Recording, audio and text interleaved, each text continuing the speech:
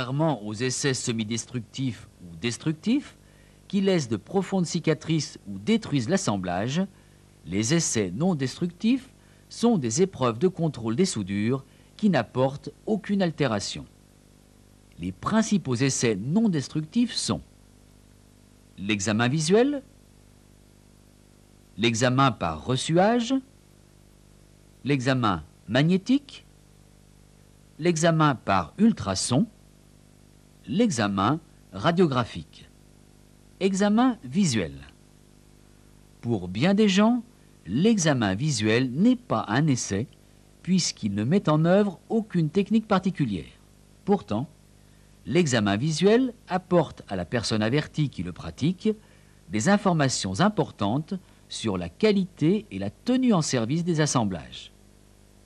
Cet examen est d'ailleurs complémentaire et indispensable à d'autres essais. Ainsi, par rapport à la seule lecture des films d'un examen radiographique, il peut éviter des confusions entre les défauts internes et les défauts externes. C'est à l'examen visuel que l'on relève les irrégularités d'exécution, comme par exemple ces coups d'arc en dehors du cordon. De même, on détectera ces manques de pénétration à l'envers des soudures, ces effondrements.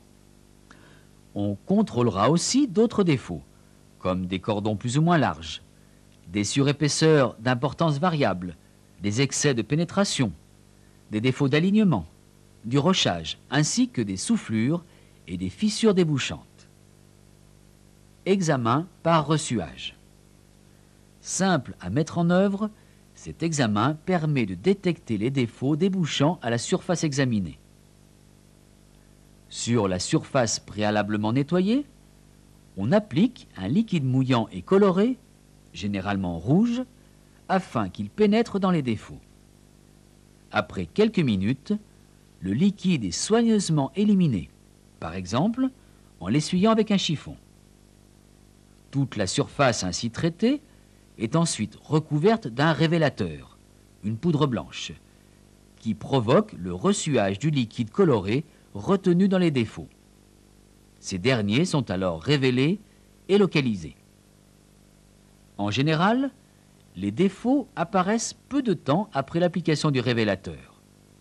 Toutefois, s'ils sont très fins, le temps de révélation peut être d'1 heure ou plus. Ici, le défaut révélé est une fissure longitudinale. Résumons le principe de l'examen par reçuage. Premièrement, application du pénétrant sur la surface propre. Deuxièmement, nettoyage. Troisièmement, application du révélateur. Quatrièmement, révélation du défaut. L'examen magnétique s'applique à des matériaux ayant des propriétés ferromagnétiques, tels que le fer, les aciers non alliés et certains alliés, les fontes, etc. Si une pièce de cette nature est placée dans un champ magnétique convenable, elle s'aimante. Si la pièce est saine, cela se traduit par des lignes d'induction réparties de façon uniforme. En revanche, si elle est défectueuse, ces lignes sont déviées et contournent le défaut. Si on dispose une poudre magnétique à la surface, elle se concentre à cet endroit. Le défaut est alors mis en évidence. Pour augmenter le contraste entre la surface contrôlée et la poudre magnétique noire, la surface est fréquemment peinte d'une teinte claire.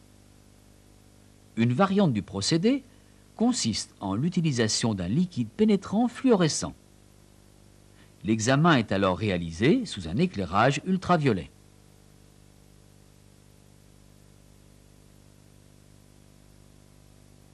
Pour effectuer l'examen, on peut utiliser des aimants permanents ou des électroaimants. On peut aussi faire circuler un courant électrique dans la pièce. Voici un exemple de mise en place des touches d'amener de courant pour un examen par passage de courant dans la pièce. Là, sur un chantier, le contrôle est effectué avec un électroaimant.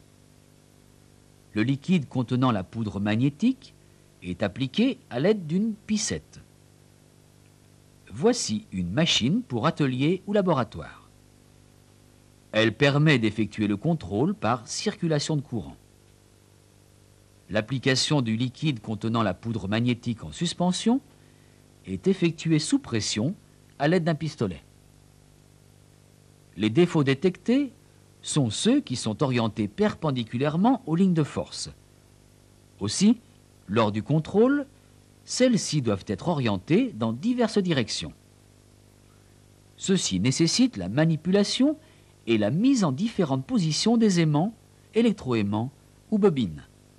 Ce n'est que dans ces conditions que l'on détectera cette fissure longitudinale. Examen par ultrasons.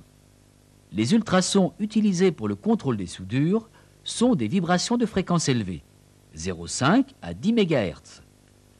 Ils se propagent facilement dans les aciers de construction peu ou pas alliés, dans l'aluminium et le cuivre. L'examen par ultrasons s'effectue en faisant circuler à l'intérieur d'une pièce un faisceau d'ondes ultrasonores émis depuis la surface de la pièce par un palpeur en contact étroit avec celle-ci. Ici, le signal ultrasonore est émis sous un certain angle dans la pièce. Dans la pratique, le palpeur est déplacé sur la surface de la pièce parallèlement à la soudure sur une fine couche de produits de couplage.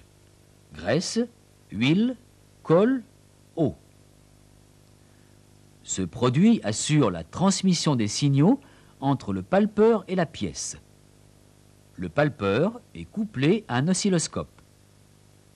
Voici différents modèles de postes à ultrasons. Outre l'écran de l'oscilloscope, ils comprennent différents organes de production des ultrasons. Mais comment cela fonctionne-t-il? Reprenons l'exemple du palpeur émettant un signal ultrasonore sous un certain angle dans la pièce à contrôler. Dans une pièce sans défaut, l'onde ultrasonore ne rencontre aucun obstacle et s'amortit dans le matériau par réflexion successive à la surface de la tôle. L'oscillogramme ne présente que le seul signal de départ. Voici l'oscillogramme d'une pièce sans défaut. Si par contre les ultrasons rencontrent un défaut sur leur parcours, celui-ci va jouer le rôle de surface réfléchissante et le palpeur recueillera l'onde réfléchie. La présence d'un défaut se traduit par un signal, c'est l'écho de défaut. Voici l'oscillogramme d'une pièce défectueuse. La pratique du contrôle par ultrasons pose bien des problèmes, dont le plus important est sans doute l'interprétation convenable des échos. En effet, l'interprétation des défauts est souvent difficile et il est nécessaire d'avoir une parfaite connaissance et une très grande expérience de la méthode pour pouvoir porter un jugement sur la valeur de l'assemblage. Examen radiographique. En radiographie industrielle, on utilise des rayonnements très pénétrants qui peuvent traverser des pièces métalliques. Ils sont de deux types, les rayons X et les rayons gamma. Les rayons X sont obtenus à l'aide de tubes radiogènes alimentés en courant électrique. Les tôles minces et moyennes peuvent être radiographées par cette technique. Voici un poste à rayon X de 400 kV. En voici un autre.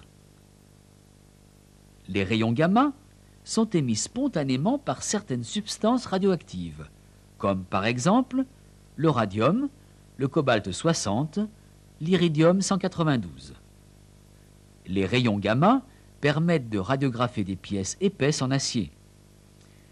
Voici un exemple d'un matériel de radiographie gamma. Quel est le principe de la radiographie industrielle? Les rayons traversent la pièce métallique et viennent impressionner un film. Celui-ci fera apparaître les contours et les arrangements des défauts.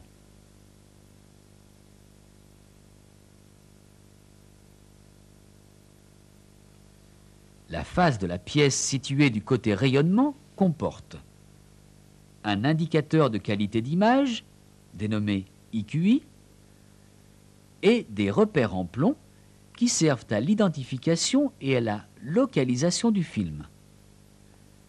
Les temps de pause sont très variables. Ils dépendent de la nature de la source, du matériau et de l'épaisseur examinée. Ils vont de quelques minutes à plusieurs heures. Après la prise de vue, les films sont traités de la même manière que les films photographiques noir et blanc. Ils sont développés, fixés, lavés et séchés. Ils sont ensuite examinés par transparence sur une boîte à lumière appelée négatoscope. Voici la radiographie d'une soudure présentant un manque de pénétration en fond de chanfrein. Celle-ci nous révèle la présence d'inclusion de l'étier. Celle-là, une fissure longitudinale importante. Les rayonnements utilisés sont nocifs. Aussi, il y a lieu de baliser les zones où toute circulation et a fortiori tout séjour sont interdits pendant les prises de vue. De plus, les agents qui assurent la mise en œuvre des sources de rayonnement doivent être possesseurs d'un certificat d'aptitude à manipuler, le CAMARI.